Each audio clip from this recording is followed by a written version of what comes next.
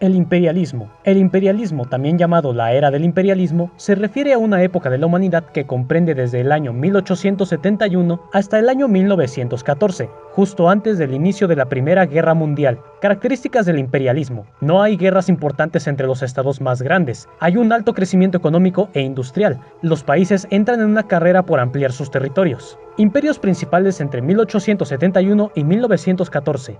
Inglaterra, Alemania, Francia, España, Italia, Austria, Rusia y Japón. Extensión territorial de los imperios existentes entre 1870 y 1914. Los países en gris forman parte de los estados altamente industrializados e involucrados en la carrera imperialista. Año 1800. Año 1900. Año 1914. Datos generales del periodo de 1870 a 1914. Población mundial estimada para 1890 es de 1.500 millones de personas.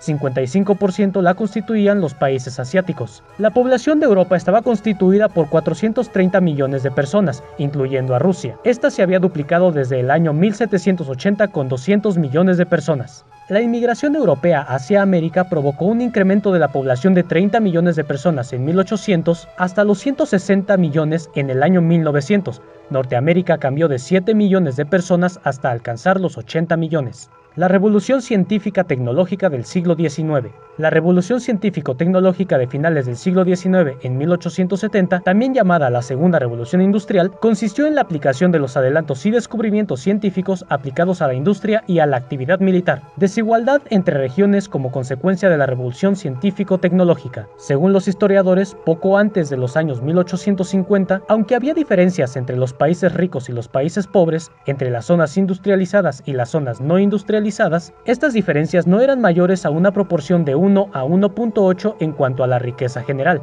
El imperio chino, que aunque era parcialmente desconocido por los europeos, se le consideraba una región rica, próspera y avanzada. Para los años 1914, esta diferencia había crecido de 1 a 5. El poder económico, industrial y militar de las zonas ricas ahora representaba 5 veces más que las zonas pobres. Los adelantos científicos que se aplicaban a la industria y al armamento eran la causa principal de este crecimiento en la diferencia entre los estados y zonas pobres y ricas, adelantadas y atrasadas.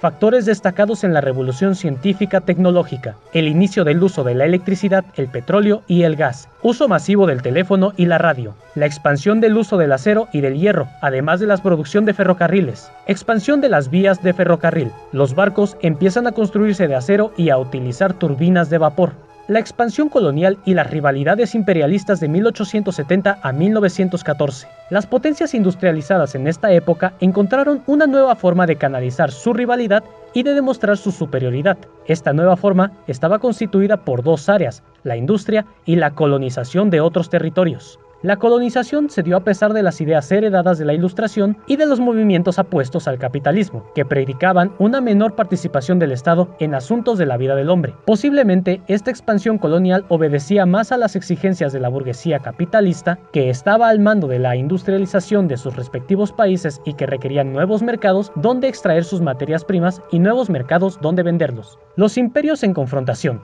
Inglaterra, Francia, Alemania, Estados Unidos, Italia, Portugal, Bélgica, Holanda, Japón y Rusia, todas estas potencias competían para tener bajo su control territorios de África, América Latina y Oriente, como Australia. Expansión de los imperios. Francia logra colonizar territorios como Túnez, Argelia y Marruecos. Inglaterra, dotada de superioridad en la industria de la navegación, logró la construcción y el control del Canal de Suez en Egipto.